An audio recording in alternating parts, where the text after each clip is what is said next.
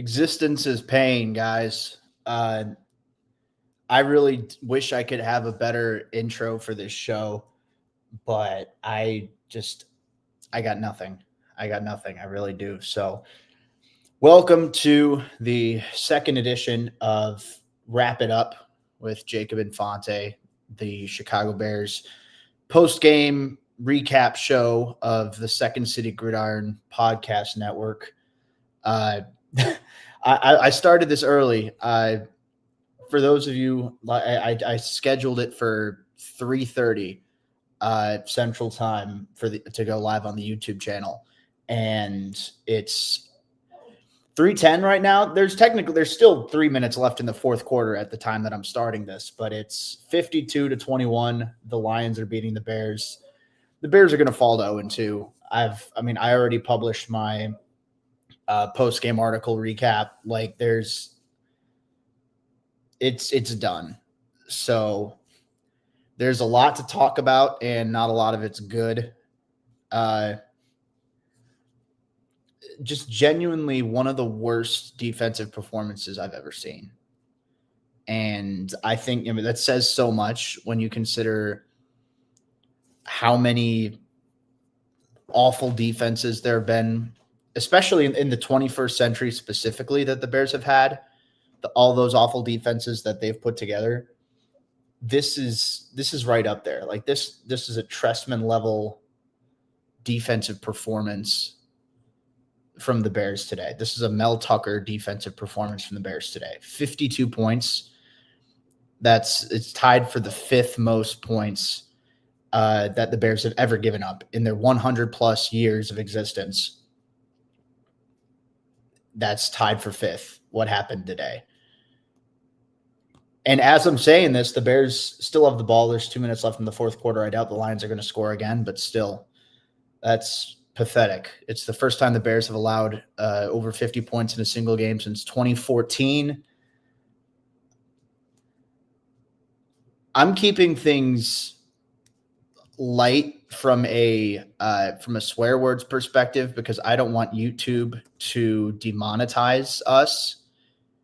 So give me a couple minutes and we're really going to crank it up. But words can't describe. Here's the thing. The thing that's even sadder about all this is I think the secondary is going to be better down the stretch, right? I definitely think the defense is going to get better because, Jalen Johnson got hurt. He was only in for a little bit of the game. Kyler Gordon was out. He wasn't in. That's your two best cornerbacks were both out. We're not playing. And Jalen wasn't playing for most of the game because he re-injured himself. We'll see what happens with that. But what's the excuse for the pass rush? Literally, what is the excuse for the Chicago Bears pass rush having literally no impact on this game? Like Jared Goff had he had time in the pocket for days. He finished the game, assuming the Lions don't throw the ball again. He went 23 for 28, 334 passing yards, 5 touchdowns, no picks, and he didn't get sacked once. Jared Goff threw as many incompletions as he threw touchdowns. Guys, Jahmyr Gibbs ran for 94 yards and a touchdown. David Montgomery ran for 57 yards and a touchdown. The Bears allowed an average of 5.9 yards per carry. Amon-Ra St. Brown had 3 touchdowns. Tyreek Stevenson couldn't do a damn thing about it. We're starting to get some comments here in the chat. I'm going to read off. Somehow Palpatine has returned. I think this was a big game for the Lions. This was a big game for both teams, obviously, but I think that the Lions wanted to send a message to Ben Johnson. They wanted to send a message to the Bears and the rest of the NFC, honestly, after their bad game against the Packers. They wanted to prove that that they're not going to be pushovers, even though they lost a lot of their coaching staff. And this was a pretty strong message. This is utterly trash. And I can't even blame the offense. I mean, the offense definitely could have been better, but it's just the defense was so poor that I can't even begin to comprehend where to start with them. So you're completely out on Poles, right? I'll say this. I don't think the Bears should have extended Ryan Poles. I don't think he's shown nearly enough to warrant that extension. At the time, I was like, okay, sure, maybe you're just aligning the contract of the GM with the contract of the head coach, whatever the hell. That's what Ben Johnson wants. That's what Kevin Warren wants. Whatever the hell, who cares? I didn't see enough in Poles to extend him.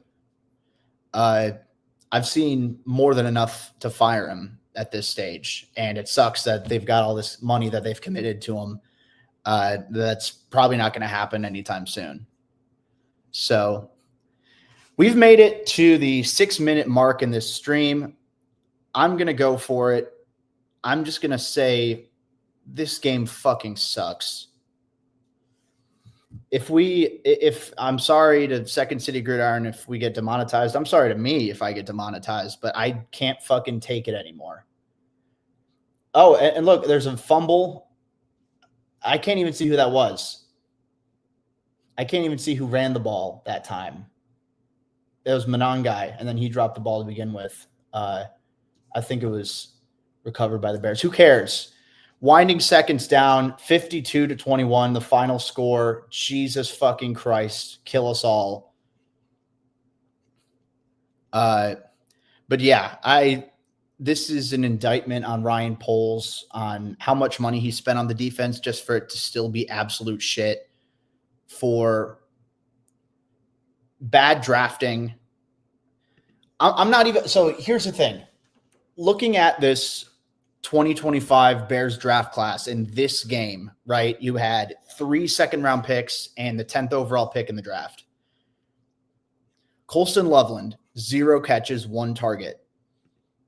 Luther Burden, 2 targets, 1 catch for 5 yards. Ozzie Trapillo, inactive.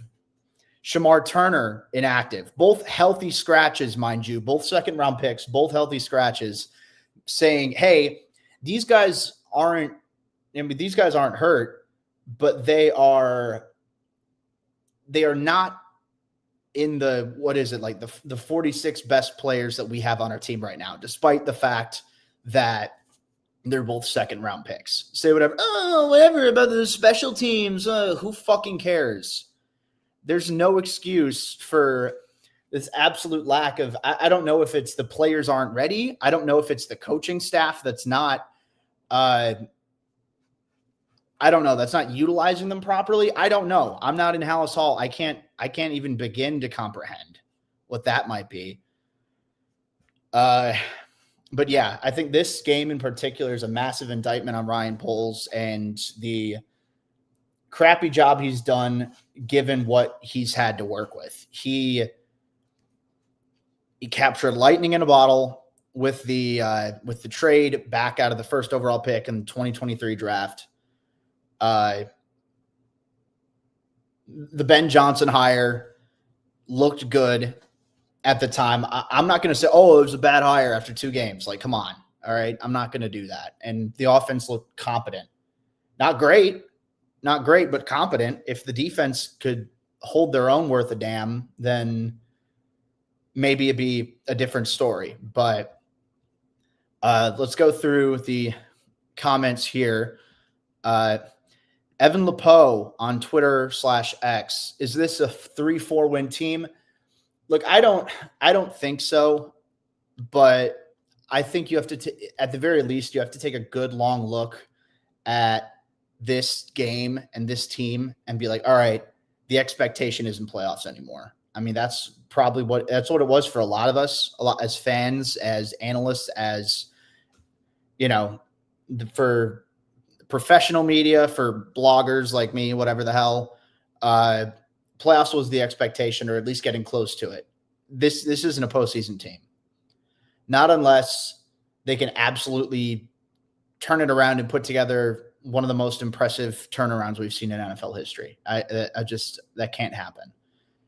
maybe it's a situation where they start off bad and then they turn things around in the second half of the year, like the Lions did back in 2022. But I mean, no, this isn't a team that's going to make the playoffs. This isn't a team that shouldn't be taken seriously as a playoff team. 3 or 4 wins, I don't know about that. I'm not willing to go that deep just yet because I think that there's potential. There's some flashes on offense. And maybe the defense will get better once they're not starting Nashawn Wright at cornerback and have Jonathan Owens starting on damn near every snap. No disrespect to Mr. Biles. Black Cloud 870 on Twitter/X says, how about everyone who called me crazy for saying about how we need pass rush over pass coverage? So the thing I'll say about that is the Bears, at least, the Bears have an excuse for why their coverage was so piss poor, at least. And that's that their 2 best cornerbacks were both hurt and out for a majority of the game. Kyler was out for the whole game. Jalen was out for part of the game. The pass rush, they invested there in some capacity. They traded a 2nd-round pick and paid a shit ton of money for Montez Sweat. He had 1 sack held back, but other than that, his impact on the game was non-existent. Odeyingbo, he had a sack in week 1. This week, not existent. He had 1 tackle, no quarterback hits. I'm curious to see how the pressures turn out once PFF releases those, but the quarterback hits, he had none. Nothing up the middle either. The Bears didn't have a single sack. They had 4 quarterback hits. Grady Jarrett had 2.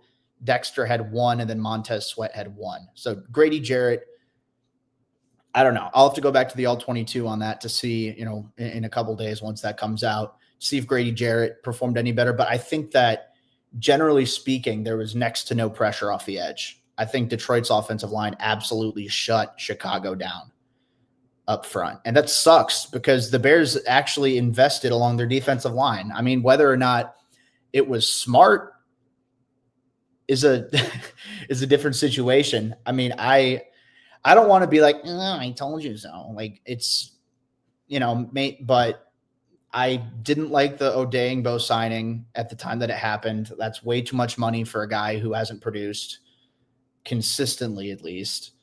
And it looked bad today. And Montez Sweat, great in that 1 half of the year he had in 2023. Hell yeah, good for him. He made the Pro Bowl. 2024, little impact. So far this year, little impact. So that and Jonathan Wood from our, from Windy City Gridiron, from our little community we have, he noted that the Bears haven't drafted an edge rusher in the 4th round or earlier since Leonard Floyd in 2016.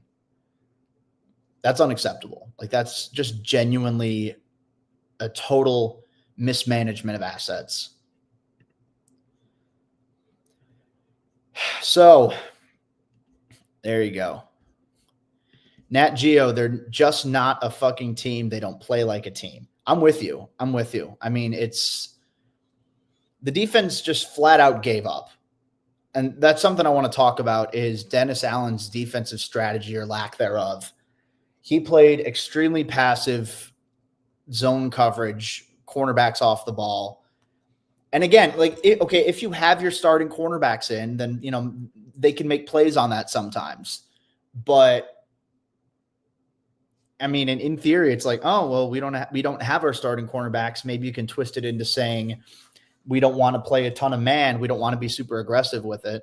But if there's any team in the entire NFL you don't want to play soft, passive zone coverage against where you allow everything open underneath, it's the Detroit Lions. That is the one team you don't want to allow that against. As my cat's trying to turn off the stream. I mean, I can't blame him. Like, I'm fucking sad just talking about this game. But with the speed that they have, with how athletic, how fast Jameson Williams is, how dynamic Jahmyr Gibbs can be as a receiving back, and how well Amon-Ra St. Brown can subtly get open to consistently make himself an available target. It's just like, oh, you know what? Do whatever the fuck you want underneath. It's fine. Like going like that is just a recipe for disaster. If they're going to beat you deep, fine, you know, but the Bears at this point in time, they can't afford to have those super long drives where their defense doesn't get off the field. And then it's like, oh, well, the offense, you better hurry up and, get some plays going. You can't afford that. That's not a winning formula, at least at this stage of where that team is at. Antonio Esparza in the YouTube chat says, Poles had all the money in the world and a shit ton of draft picks, and this is what we get. Absolute fucking bullshit. I'm with you. It's, again, the fifth most spending for an NFL defense in the league right now belongs to the Chicago Bears, and they just gave up 52 goddamn points. That says it all right there. I don't have anything else to add in that regard. I think Darnell Wright, so Evan Lepeau from Twitter/X says, I think Darnell Wright is leading the league with penalties. I don't know. I don't know if James Hudson, the Giants alignment, had 4 fucking penalties on the same drive. That was pretty hilarious, but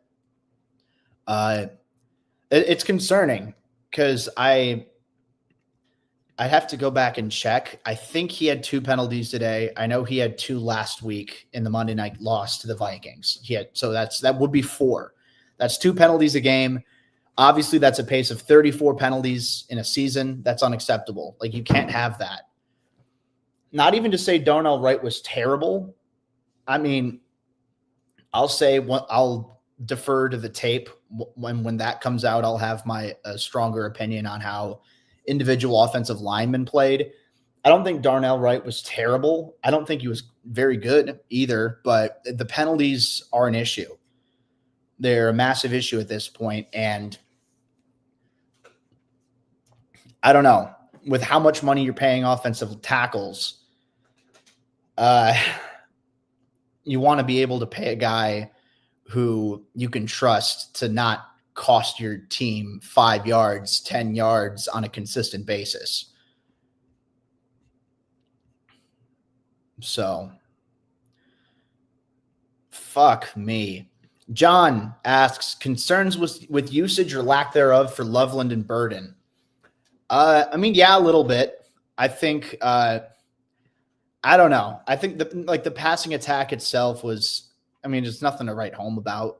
It wasn't bad. The Bears have seen plenty worse out of their passing attacks over the years.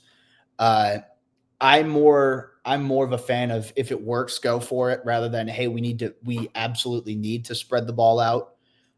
Roma Dunze was great today. 7 catches, 128 yards, and 2 touchdowns, averaged 18.3 yards per catch, 11 targets. That's 2 weeks now that he's been the wide receiver 1 for the Bears. He looked really good today. The first half was spectacular. Second half, everything kind of fell off in general. But Odunze looked really good. So if Odunze looks good and DJ Moore is solid enough, he had 5 catches, 46 yards. He caught 5 of the 6 targets that he had. I'm not too concerned with the fact that Loveland only got 1 target or the fact that Luther Burden got 2 targets in terms of their development. I'm more concerned about that's how you wanted to use premium draft capital for a team that needs instant upgrades at several different positions. It's like, oh, we'll just, these guys will be good down the line. And look, I get it. You're not drafting for just year 1, but at a certain point, you can't just take long-term projects with the point of, oh, well, they'll be really good in year 3 or something like that. Sometimes you just need to take the good football player at the position you need more. And I like Colston Loveland as a prospect. I clearly love Luther Burden as a prospect. I've made that abundantly clear. I was content with the Loveland pick. I was very happy with the Luther pick. Luther hasn't really done too much. Neither is Loveland. It's just frustrating, though, because you're seeing some of the same goddamn issues every single time carrying over from last year. It's a new coaching staff. It's a new defense. It's the same bullshit. New coaching staff still committing a ton of penalties, still making stupid mistakes on both sides of the ball, which is not great. So I'm going to take a quick break here. I want to give a shout out to the sponsor for this recap show, DraftKings. The NFL season is rolling, and every touchdown can bring you closer to a payout with DraftKings Sportsbook, an official sports betting partner of the NFL. From first touchdown score to anytime TD props or the thrill of live in-game betting, every snap is loaded with opportunity. For new customers of DraftKings, this one's for you. You can bet $5 and you get literally just $5, and you can get $200 in bonus bets instantly. Plus, you also could score over $200 off NFL Sunday Ticket from YouTube and YouTube TV. Download this DraftKings Sportsbook app and use promo code GridironPod in all caps. That's code GridironPod, all one word, all caps, to get $200 off in bonus bets instantly when you place your first $5 bet, plus over $200 off NFL Sunday Ticket from YouTube and YouTube TV. In partnership with DraftKings, the crown is yours. If you have a gambling problem, call 1-800-GAMBLER. In New York, call 8778-HOPE-NY or text HOPE-NY to 467-369. In Connecticut, help is available for problem gambling. Call 888-789-7777 or visit ccpg.org. Please play responsibly on behalf of Boot Hill Casino and Resort in Kansas. 21 plus age and eligibility varies by jurisdiction. Fees may apply in Illinois and are void in Ontario. Bonus bets expire 7 days after issuance. See sportsbook.com or sportsbook.draftkings.com/promos. NFL Sunday Ticket offer for new subscribers only and auto renews until canceled. Digital games and commercial use excluded. Restrictions apply. Additional NFL Sunday Ticket terms are at youtube.com/go/NFL Sunday Ticket/terms. Limited time offer.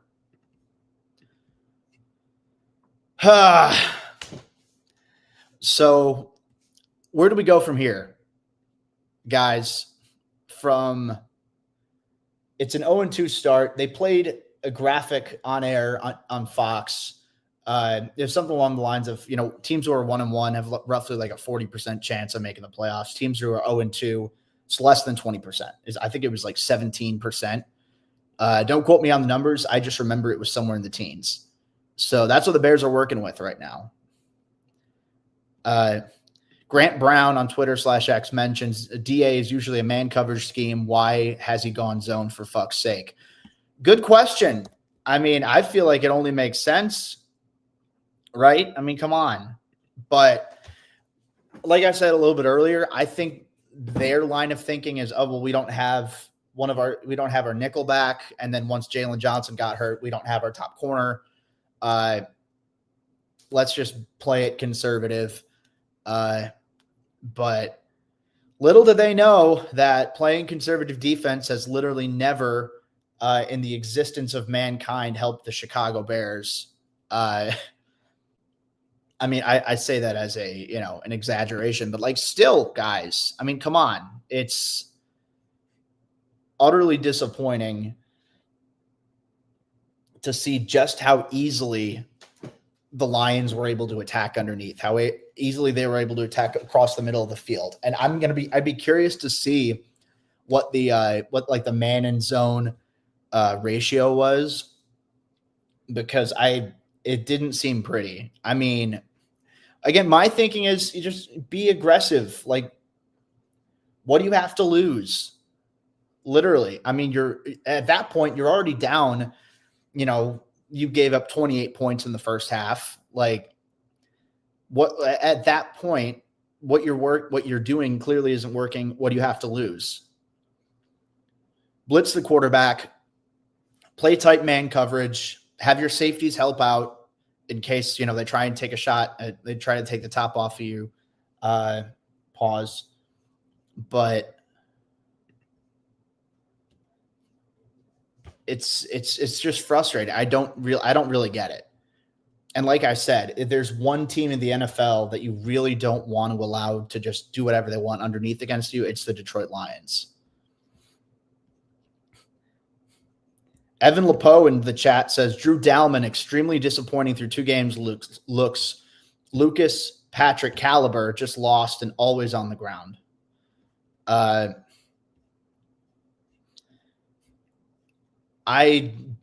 truthfully, I do agree that things that Drew Dalman didn't look all that great. I think that going through week 1, it was just kind of average, and that's not terrible. That's not terrible, but also you're paying him more than most centers in the NFL. I think he's like the 5th highest paid center in the NFL, and he's getting paid a crap ton of money for that.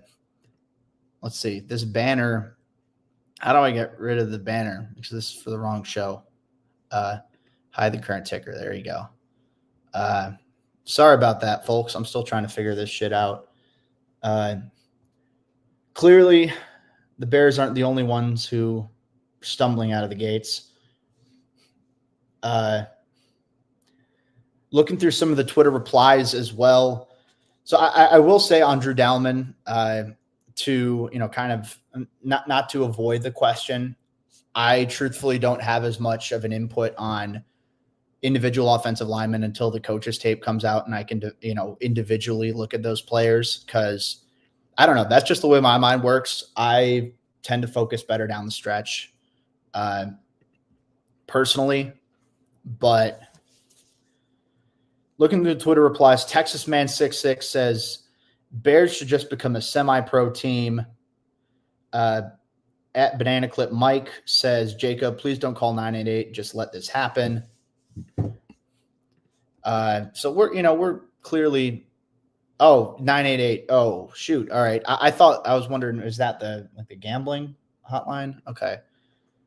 I won't be taking my life anytime soon, but good Lord, guys, I'm despondent. Let's look through the rest of this chat here.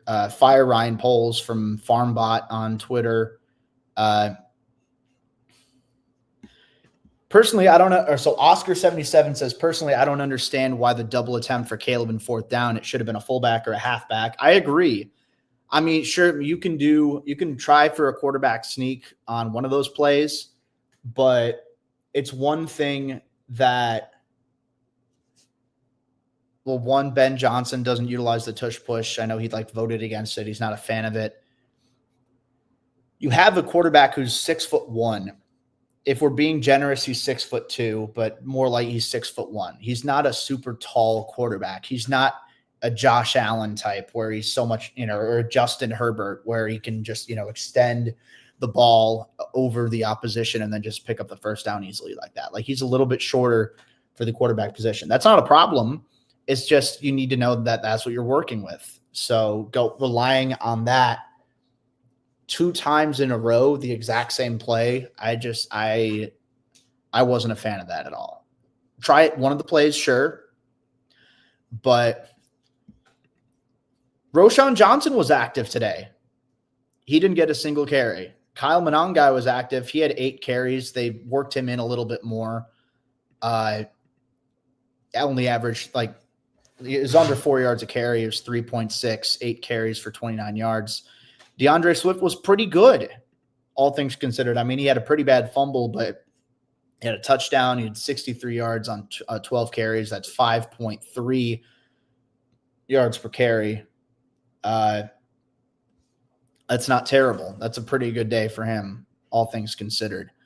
So you have options, but just running the exact same thing over and over again. I thought Ben Johnson, at least on offense, called an okay game. That was the one play where I'm like, that doesn't make any fucking sense. So that was disappointing. Let's see. Bob Stay says, what's most soul-crushing is they won't even fire the GM. Even if they do, then you have to fire the coach. Otherwise, you repeat the cycle. So, what the hell? So, I was just looking. I got like rug burn on my elbow. That looks bad. That's tough. Brutal. Anyway, sorry, I've got the attention span of a fucking squirrel. I agree. I agree with the comment from Bob Stay. I don't anticipate they'd fire Ryan Poles after literally just giving him an extension. But you have to look at how goddamn bad this team looked today and how much money they've spent on defense just for it to fall apart, how much money they've spent on offense and how much draft capital they've used on weapons just for the passing attack to look okay. Like it's pretty clear that Ryan Poles has completely mismanaged the assets that he's been given or that he's worked his way into. I mean, credit to him for getting those picks and, freeing up that cap space to begin with, but he has done jack shit with it. And until I see like a major turnover or a major turnaround rather, I'm inclined to think that Poles is one of the worst GMs in the NFL. His record certainly indicates it. I mean, what was it? 7 wins 1 year, 3 wins 1 year, 5 another. I think I could be wrong. That's 15. That's 15. Maybe it was 3 to 7 to 5. I don't know. I'm trying to remember, but they just aren't winning enough games. And I think it's well past that point to where you think, oh, well, he inherited a mess. He's just, it's a reset. It's a rebuild. We're out of the rebuild now. The Bears have traded their top players. They traded away Khalil Mack to get a second round pick and more. They traded down from the first overall pick to get more selections. They cut bait with a lot of bad veteran contracts so they could free up cap space for the future. And then they've used that cap space on other veterans who are also shit contract investments. And I'm not mad at Ben Johnson at this stage. I think it's too early for that, but I think it's fair to be mad at Dennis Allen, who's been a defensive coordinator, who's been a defensive play caller for years and years in this league, who's been a head coach in 2 separate stints. He should know better. So I'm not going to condemn Ben Johnson all the way. He was far from perfect today. And I think, the defense that plays a part in it as well. They looked uninspired. They flat out gave up down the stretch. It was a pathetic performance from top to bottom on the defensive side of the ball. And I think Ben Johnson needs to evaluate and be like, all right, why aren't these guys getting the message? Why isn't this defense playing with any form of urgency? There's no physicality here. It's passive. It's soft. It's pathetic. So Antonio Esparza mentions in the YouTube chat as well, Poles passed on both Will Johnson and Andrew Makuba when he picked Burden and Ozzie. I look at that. Definitely, I look at it with Will Johnson. I mean, with what he did in week 1 with the Cardinals was tremendous. I mean, genuinely, he was a top 10 player on my board. Even factoring in the injury, he was a top 10 player on my board. He had no business falling to the middle of the second round.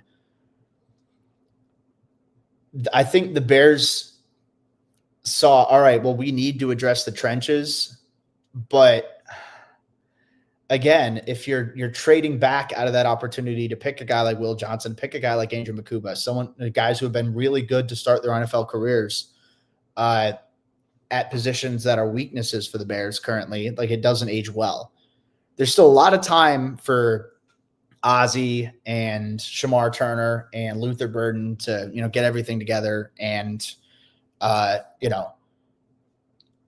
live up to their draft billing. But it's a pretty slow start for this draft class, and that's kind of disappointing considering how many early round picks they had to work with. What do you think realistically has to happen for the Bears to fire Poles? I think 4 wins or fewer. will will end Ryan Poles getting fired, I believe. I think 5 wins, just because of the fact that he did get that extension, I think that he has a little bit more leeway to work with. And he can come up with the argument of, oh, well, it's year 1 in a coaching staff. You got to give me a little bit more time to see how my coaching hire pans out. And the McCaskies will listen to him because I don't know. George is a nice guy, not the smartest tool in the shed. So there you go. Nat Geo says, I finally got a Bears ticket. Now I don't even want to go. LMAO. I don't even blame you. Like, if it's anything like week 1 or if it's anything like week 2, like it's a deflating experience. Like, why even spend the money? Why even go? Why spend the time to be outside when you can just like sit on the couch and drown your sorrows away and frozen food and cheap beer? Like, that's what I'm going to be doing tonight. But I don't know. I am wearing an Olivia Rodrigo shirt. Yes. So there you go. Almighty Man in the YouTube chat says, that's all anyone can say about George. He's a nice guy. And I feel like that can have some people hesitant to critique him because, oh, he's not a dick. Oh, well, George McCaskey's he's not a piece of shit. He doesn't say, I don't know. He's not like a Dan Snyder where you have these scandals or whatever. He's not this Jerry Jones type where he's a very divisive personality. Like, he's a nice person, but again, that is literally all you can say. That's all you can say about him. As an executive, as a leader, he isn't cutting it. He's consistently hired the wrong people again and again and again. And then when you hire the wrong people, that increases the chances of them hiring the wrong people, so on and so on. And then you're just stuck in a cycle of shit forever. That's what happened with Poles. They hired him. He's been shit at his job. He hired Eberflus, who was shit, who then hired Luke Getsy, who sucked, who then hired Alan Williams, who got fired for being a pervert, allegedly.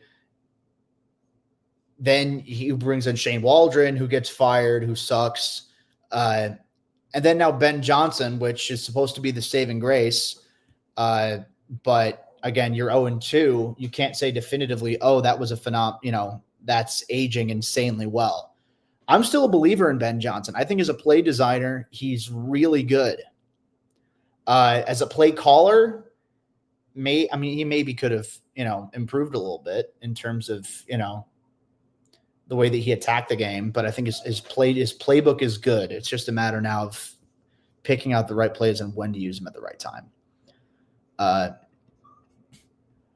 But yeah, it stems at the top. And guys, I hate that I'm saying this already. It's literally week 2, and we're already in doom and gloom bullshit that part of the year. But that's such a deflating loss to come out of a game where you blow this 2-score lead at home. Your defense looks great, your offense starts out on fire, and then everything fizzles out, and then you lose to a rookie in his first NFL start. That's a pretty bad way to start the year, and I think it's telling that this is the way that the Bears bounce back. I really do. I think that it says a lot about the makeup of this team. And again, being in the NFL is not an easy job. It's physical. It's grueling on your body. It's grueling mentally. It's very tiring. I have a lot of respect for the people who are in there, who are in the league and playing. I just think that a lot of players who are currently in the organization aren't all that concerned with winning, especially on defense. I think you have, at least off of what you see on tape, I think you see more guys who are just wanting to collect a paycheck more so than guys who are dedicated to winning, dedicated to getting better. Because you think about it, who's developed on defense for the Bears? Who that they've brought in has gotten better than when they came in initially? The only two people I can think of are Javon Dexter and Andrew Billings. And Kyler Gordon, I guess. He was hurt. Jaquan Brisker has shown encouraging flashes, but he's been hurt too often for me to definitively say that he's a long-term piece. Tremaine Edmonds hasn't worked out. They paid him a crap ton of money. He's been bad. TJ Edwards, they signed him to a massive extension. He was great in year one. Not very good last year. They paid him anyway. Now he's hurt. He couldn't cover to begin with. He sure as shit isn't going to be able to cover with a torn hamstring or whatever. The pass rush is non-existent, despite the fact that they have one of the most expensive edge rusher duos in the NFL. Tyreek Stevenson hasn't proven jack shit.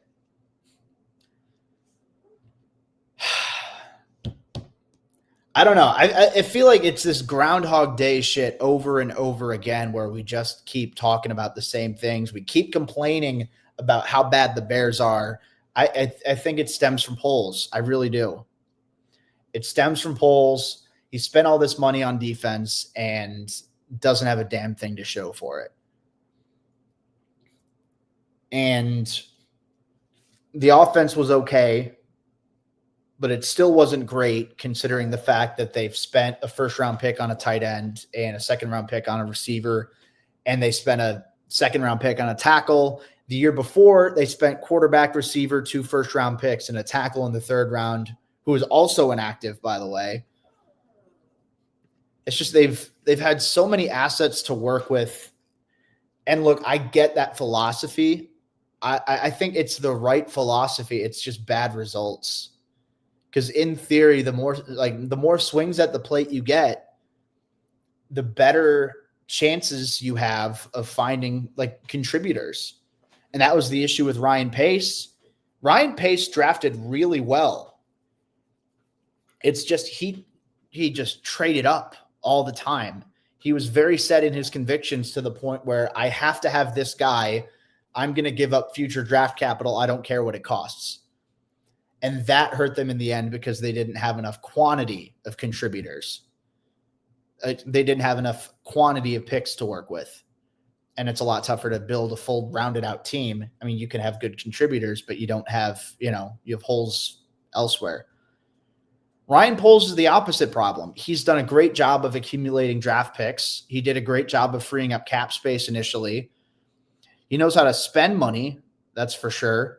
But he's making bad choice after bad choice after bad choice of who he's using that money and using those draft picks on.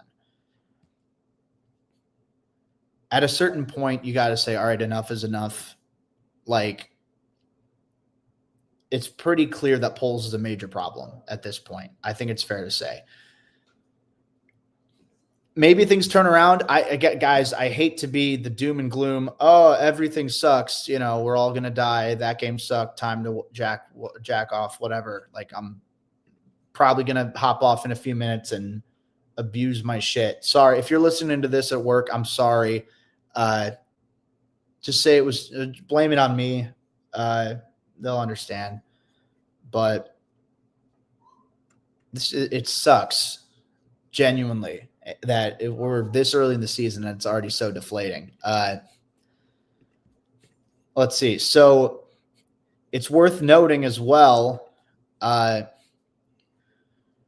we have the Second City Gridiron podcast channel has a merchandise site. If you want, so you guys know the GIF, GIF, how I say GIF personally, but the one where it's like, this is fine with the, in real life, it's the dog sitting at the table where everything's on fire around him. And a good friend years ago of the Second City Gridiron network, Whiskey Ranger, made a shirt that says, this is fine, but it's a bear. And it's a Chicago Bears hat. It says, this is fine. You can buy that for just $26 now on the Second City Gridiron page. It's second-city-gridiron-shop.fourthwall.com. You can buy all of our t-shirts and drinkware and hats and all that fun stuff with our, shirts and merch of all of our, shows and content. I'm anticipating a new logo soon, so TBD on that for the Wrap It Up show. Could be interesting. That's the only thing I have to look forward to right now. I have this next segment, the final segment to wrap things up, is Jacob Infante's happy ending, which I'm sure many of you are looking forward to experiencing. So open your mouths and take it. This is my happy ending from to splash all over to all of you. I guess the one thing to be optimistic about is Rome Odunze looked really good. I think that's one thing that the Bears don't have is they don't have blue chip talent. That's the problem. I mean, you could say Jalen Johnson, that's it. Jalen Johnson and Joe Thuney, those are the only players who are truly at the peak of their respective positions. I love some of the replies to the happy ending. People are confused and scared. I get that, but just sit and take it and close your eyes and wait for it to be over. But anyway, God, this is all I have. This is the only way that I can make myself feel better. It's just by making sex jokes the whole time. Because my football team is terrible. But I think Rome Odunze, the way that he looked this week was tremendous. And if you factor in, he looked good in week 1, he looked great in week 2. He and Caleb Williams seem to have genuine chemistry, and there's a connection there. They're friends, but like also there's like good timing behind Caleb's throws to Rome. Rome knows where to be. Caleb knows how to get the ball there to get to where Rome is. All that to say, they complete a lot of passes together.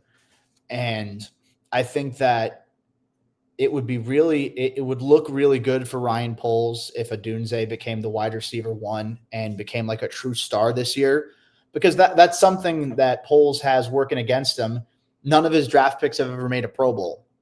None of his draft picks have ever been all pro.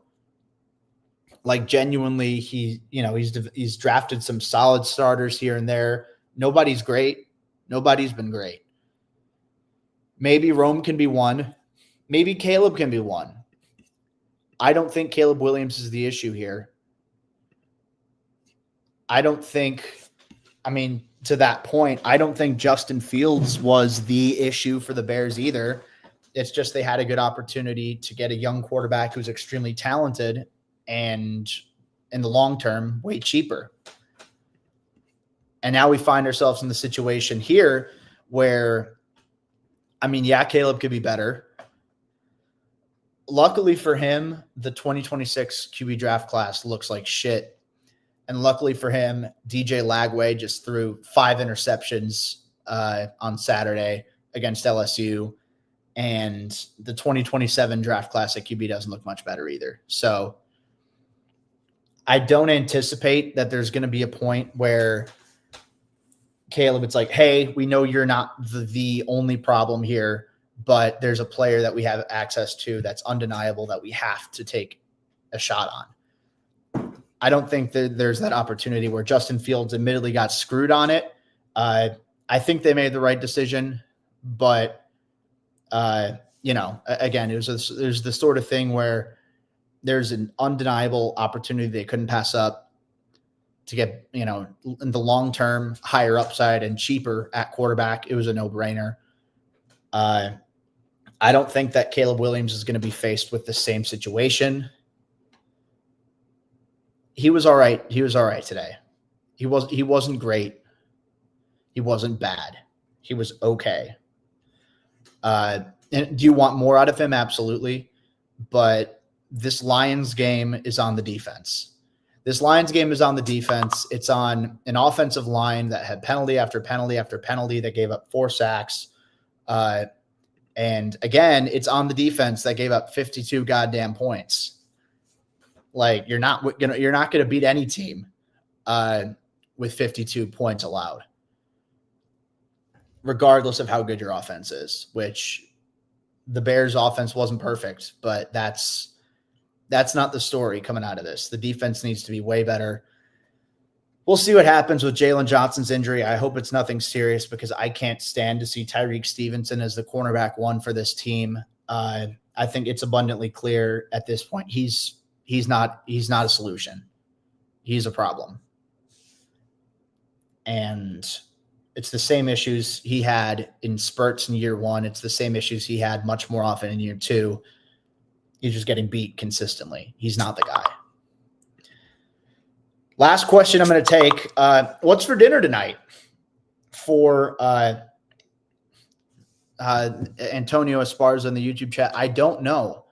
I don't know. I feel like I need something. I need some comfort food or something, just something with a lot of cheese that I can just kind of drown myself in and forget about any of this and just, put my head in the sand. So I don't know. We'll see what I end up eating. The Bears ended up eating an L this week. Fuck me. That's going to do it. I can't bounce back from that. Thank you for tuning in to wrap it up with Jacob Infante, the Chicago Bears post-game show of Second City Gridiron. Thank you all for tuning in. Still a pretty good showing.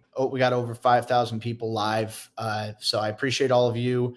If you made it this far, watching back on YouTube, on Spotify, wherever you get your podcasts, I thank you sincerely. I don't blame you if you don't want to. This was a bad game, and I didn't love talking about it, but I love talking with you guys. So that's a nice little added bonus that I have out of this. So Bears versus Lions, Chicago falls to 0-2, 52-21. Jesus Christ.